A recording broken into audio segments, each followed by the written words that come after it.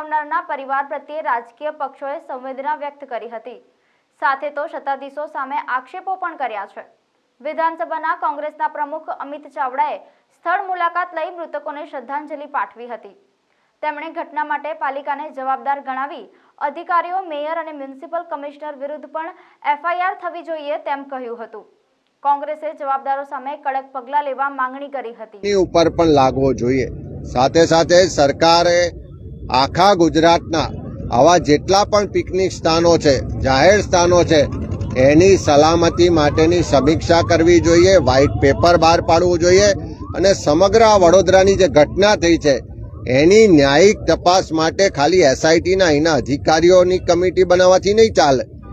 હાઈકોર્ટના સિટિંગ જજ મારફત આની તપાસ થવી જોઈએ, જેથી કરીને આ એક કેસ બને અને ન્યાયિક તપાસ થાય, ન્યાયિક પગલાં થાય તો હું માનું છું કે ભવિષ્યમાં આવા બનાવો બનતા અટકે।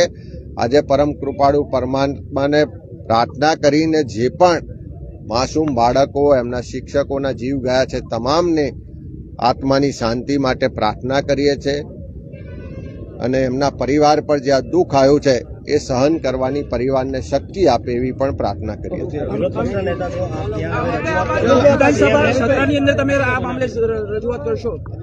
આ વડોદરાનો બનાવ હોય, મોરબીનો બનાવ હોય કે ગુજરાતમાં દરેક જગ્યાએ જ્યાં સલામતીની વ્યવસ્થાઓ જાળવવામાં, ચકાસણી કરવામાં સરકારની ગુનાહિત બેદરકારીઓ સામે આવી રહી છે, એ તમામ મુદ્દાઓને આવતી 1 તારીખથી વિધાનસભા મળી રહી છે ત્યારે એમાં પણ ઉઠાવીશું અને ભવિષ્યમાં આવા કોઈ પણ બનાવો ના બને એની ચિંતા અને એની જવાબદારી સરકાર રાખે એ માટેની યોગ્ય રજૂઆત પણ કરશે। ખાસ કરીને કોન્ટ્રાક્ટ આપીને પેટા કોન્ટ્રાક્ટ આપો તે કેટલું યોગ્ય?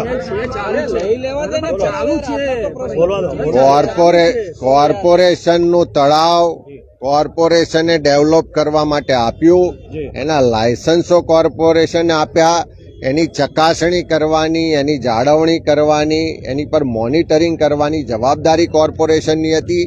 એટલે કોન્ટ્રાક્ટરે ભૂલ કરી, પેટા કોન્ટ્રાક્ટરે ભૂલ કરી કે એની સલામતીના સાધનો નહોતા અને જે પણ બેદરકારીઓ રાખવામાં આવી, જે પણ ગુનાહિત બેદરકારી થઈ એ તમામ માટે એટલે જ મેં કહ્યું કે કોર્પોરેશનના મેયર હોય, સ્ટેન્ડિંગના ચેરમેન હોય, કમિશનર હોય કે જવાબદાર અધિકારીઓ હોય, એ તમામ સામે પણ એફઆઈઆર થવી જોઈએ, એમની સામે પણ પગલાં લેવા જોઈએ।